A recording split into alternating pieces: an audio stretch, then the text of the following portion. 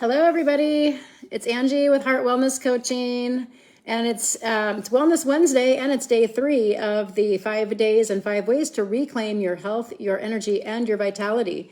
And I'm excited to talk about something that comes up a lot in my program with the people that I work with who go through my Transform Your Health Turn Back Time program, and that is sugar.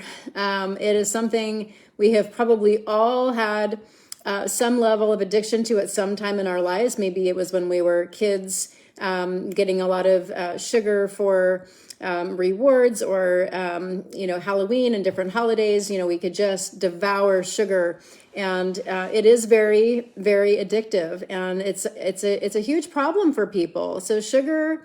Excess sugar is really the culprit behind a lot of chronic diseases, and we're learning more and more about how sugar is really more of a problem than most other things in the diet, especially as it relates to risk for diabetes, for heart disease, and a lot of other degenerative diseases. It wreaks havoc on the liver.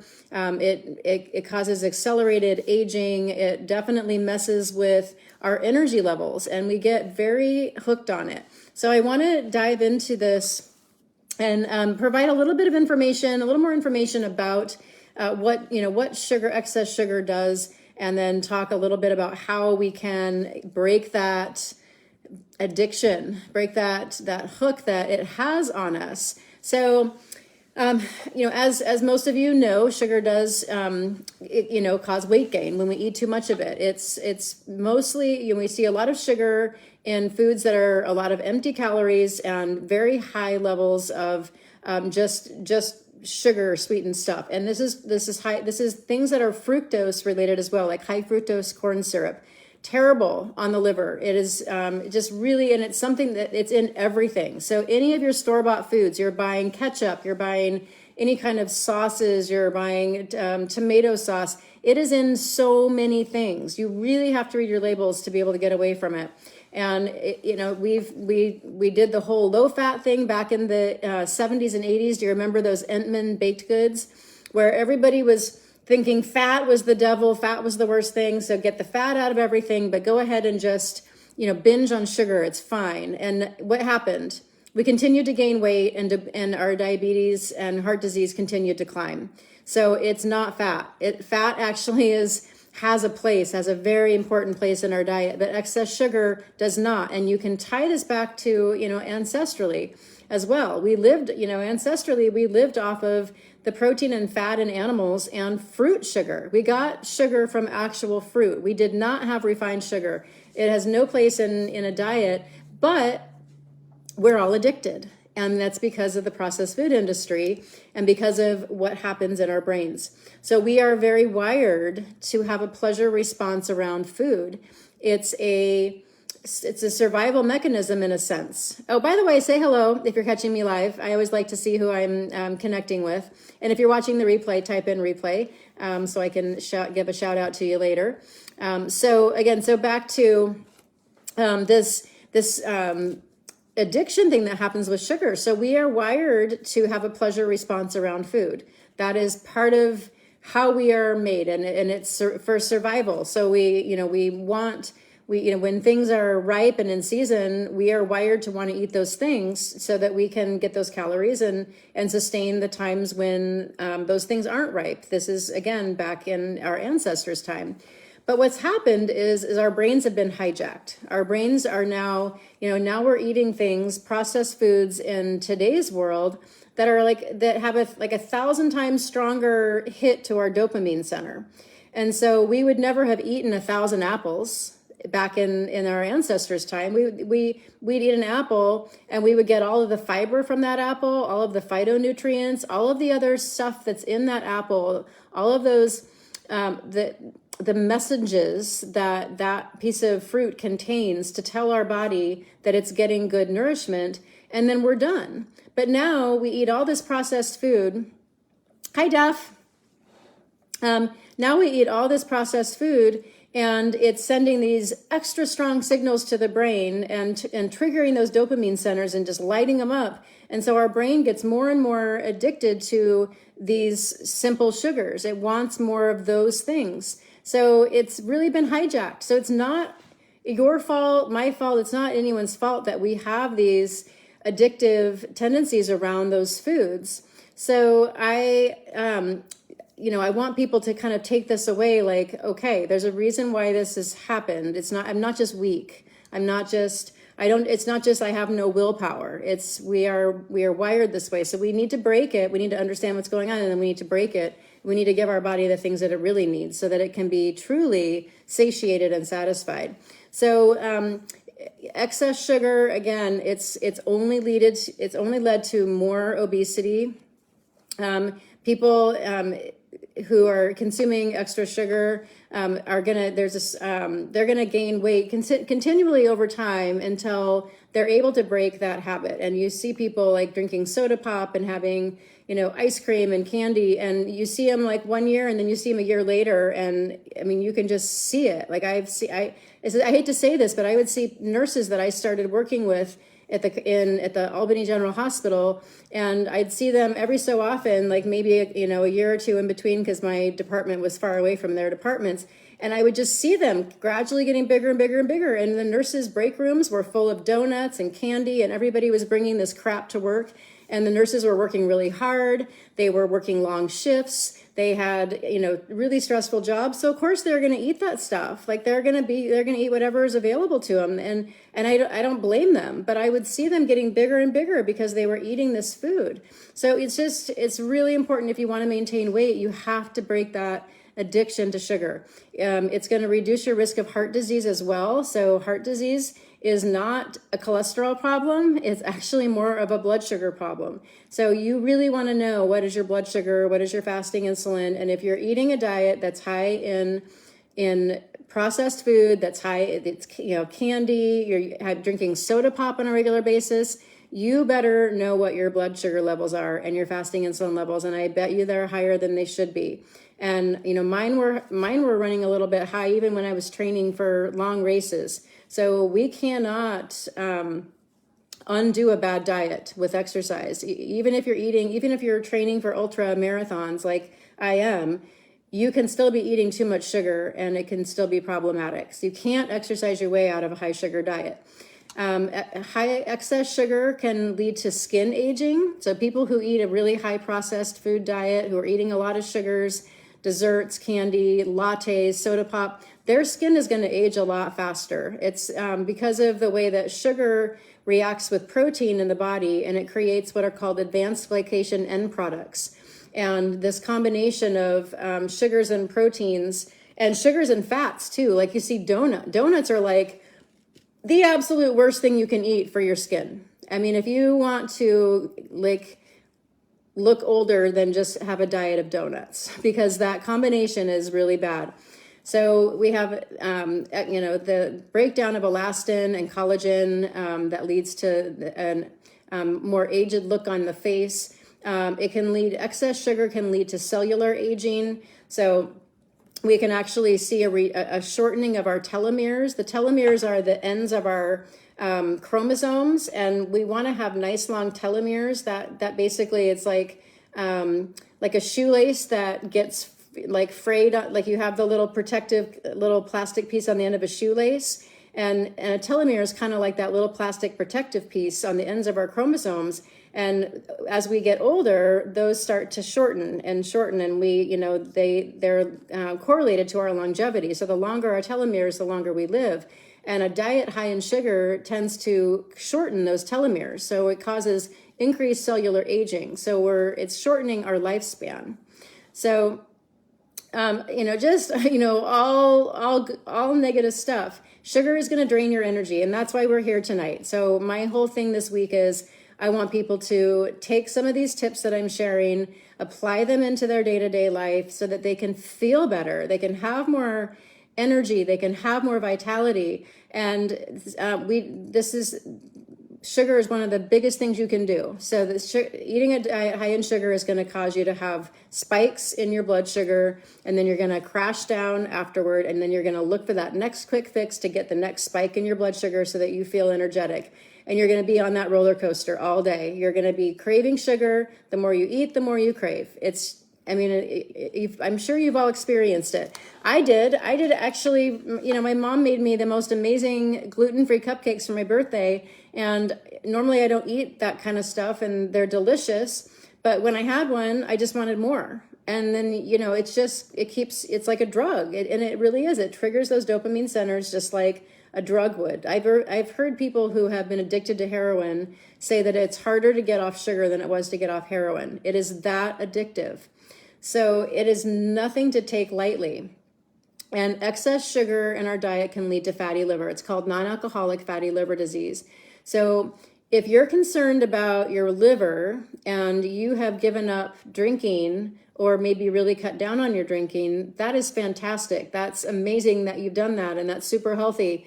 But if you're still eating a lot of sugar, that's just as bad for your liver. The fructose in those foods is really hard on your liver. So congratulations if you've cut down on alcohol. That is amazing. Now the next step is cutting down on sugar, because it really is closely linked to non-alcoholic fatty liver disease. And you can undo that. You can get your liver working better again by changing your diet. So really important to think about the health of your liver. So how do we get off of it? How do we break that addiction? How do we get that hook that sugar has on us out? It's not easy. It really isn't. But if you're committed to the process, you can do it. And it really requires that you're committed to doing it.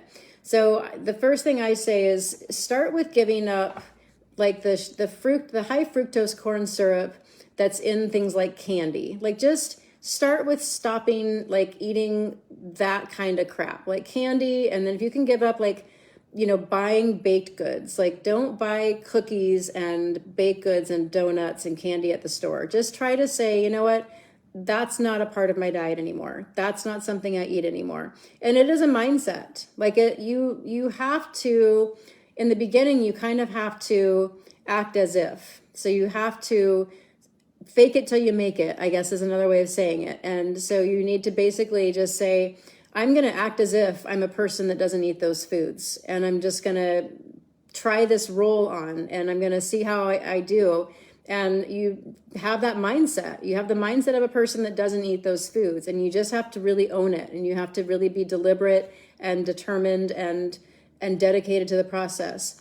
Then I would say, breaking that, 2.5 years sober. Awesome. Congratulations. And low sugar. That's amazing. Thanks for sharing that, Duff. That is great. Then reading labels. So we get a lot of sugar hidden in foods. It's in a lot of our condiments, ketchup, tomato sauce, lots of different sauces, teriyaki sauce. It is in so many things, really high levels of it in some things. So we have to look for it there as well. I generally just make my own sauces pretty much all the time now. I made a keto teriyaki sauce the other day. It turned out pretty good.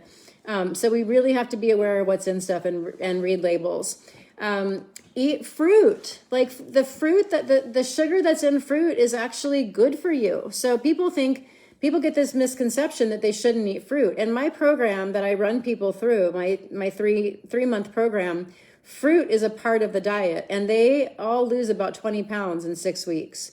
So we need to stop demonizing fruit. And I did that. For a while, I was telling my diabetic patients to not eat fruit because I thought, it'll just spike your blood sugar. And I was wrong. And I'm glad that I get this chance now to work with people and to include fruit, which fruit has a ton of really healthy nutrients. It's very high in antioxidants, so especially the berries. I really like people to eat berries because they have a low glycemic index and they have a high level of phytonutrients, antioxidants, anti-inflammatories. some fruits do have a higher glycemic index. So it just sort of depends on what you eat, but there's a lot of good enzymes in fruit and benefits to it. So I have people eat, there's a limit, so when I say eat fruit, I mean it in moderation. So you shouldn't be like, oh, strawberries are in season, so I'm going to eat, an entire flat of strawberries in 2 days. Like, that's a terrible idea. That's way too much sugar.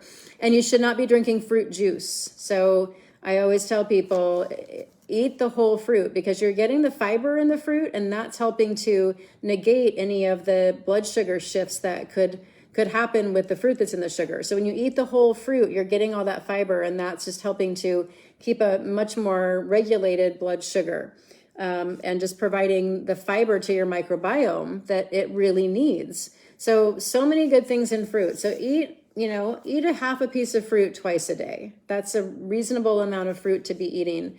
And maybe you have a piece of fruit around the time you would normally be craving like your sugary fix that you might be going for, like whether it's a latte or a soda pop or whatever. And then I think it's important to practice mindfulness. So when we crave sweets, a lot of times we're craving sweets because of something that's going on that's not necessarily hunger. Like, we might be tired because we're not sleeping well. So go back and watch my video from last night and learn more about sleep. We might have brain fog, and brain fog is super common and is the result of a diet high in processed foods, high in grains, high in foods that you're just not tolerating well, and it's contributing to gut problems, which are contributing to brain fog. And that's something else that I see improve dramatically in the people who go through my program. But if you have brain fog, sometimes you think, oh, I need something quick to eat. I need a quick fix because I need to have more alertness. And so people will reach for something sweet. If you're feeling bored or lonely or sad, like, emotional eating is a big reason why people go for sweet stuff, because they want to feel good. They want to have that feel good chemical reaction taking place in the brain, and sugar is the thing that hits it, just like a drug.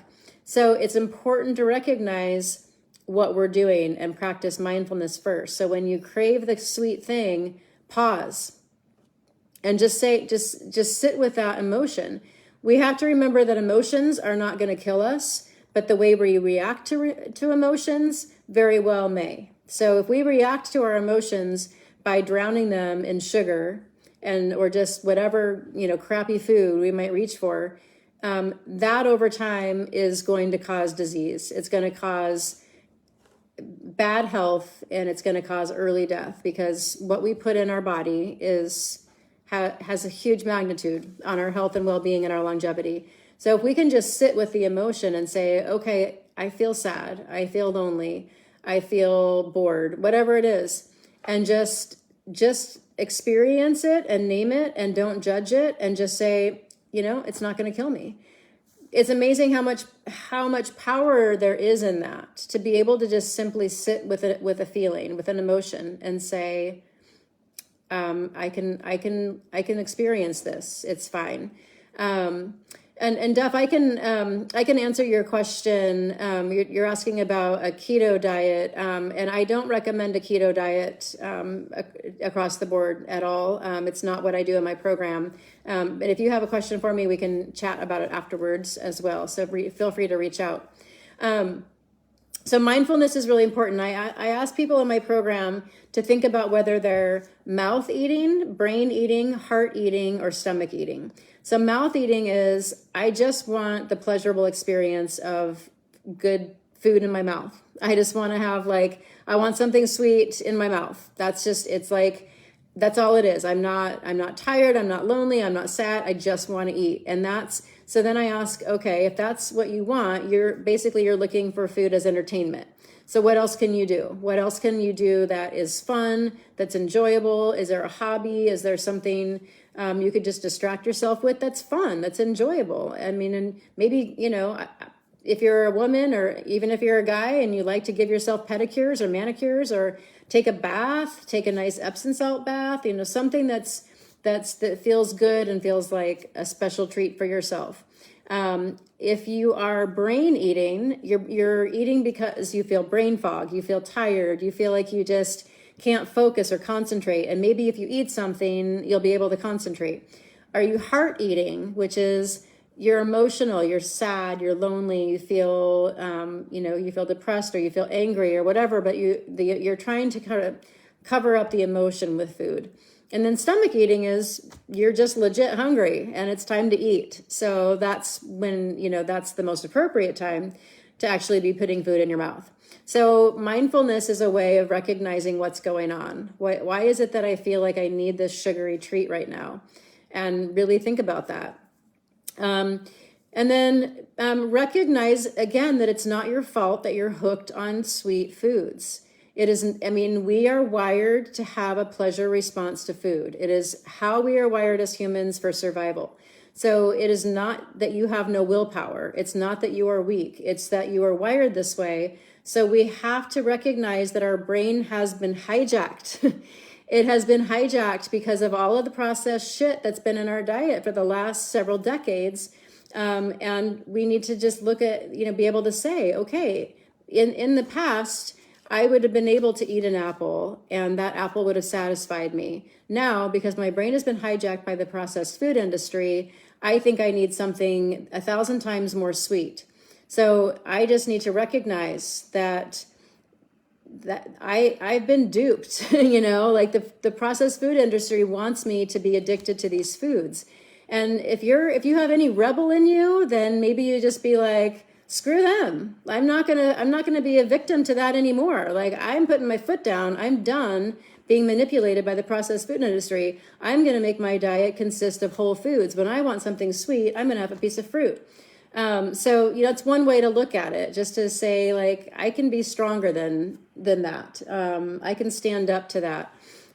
So we have to create new pathways and new habits over time to be able to do it successfully. So I ask people to just find alternatives. So, get the fruit in your house. Find things that you like to do that you can do for pleasure, whether it's a new hobby. For me, it's easy because I like to make jewelry and I like to play guitar and I like to be in my yard. Like right now, I've got hours of weeding to do. So I can go sit outside and just pull weeds and totally distract myself from eating and get over any kind of craving that I might have just by getting outside. So find things that you can do to distract yourself from the craving. Find alternatives to eat. So ideally some whole foods, like some nice whole fruit, some even like frozen berries. Like if it's winter time, like have frozen berries in your freezer and grab those out and munch on a few of those. And recognize your own slippery slope.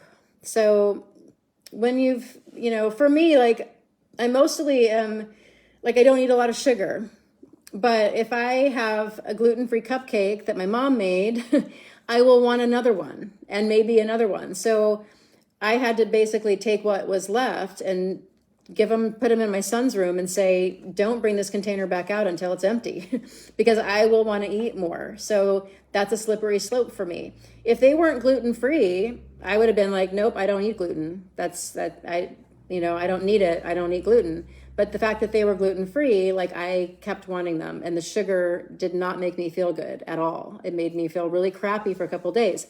And Mom, if you're watching this, please make me gluten-free cupcakes again next year because they are super yummy, but I will freeze them next year. I'll put them in the freezer and they won't be on the counter and I'll dole them out much less liberally. So these are all things to keep in mind. Like, what are your slippery slopes? What do you need to just not have in the house?